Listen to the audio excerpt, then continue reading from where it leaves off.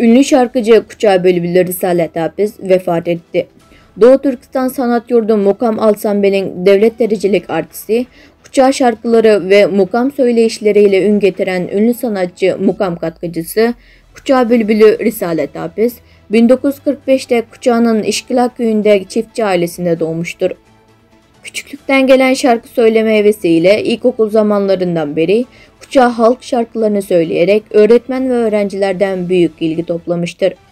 Bu yeteneğiyle Kuçağı ilçesindeki sanat topluluğuna girip meşhur halk sanatçısı Nisa Hanan'ın sanat öğrenmiştir. 1980 yılında Mukam Ansambel'de emekliliğe ayrılana dek çalışmıştır. Bu süreçte ondan fazla devlette gösteriş yaparak birçok ödül kazanmış, 12 mukamı düzenlemiş ve birçok katkıda bulunmuştur. Risalet Hafız, Nisa Hanan'dan öğrendiği maharetleri birçok sanatçı öğrencilerine aktarmıştır.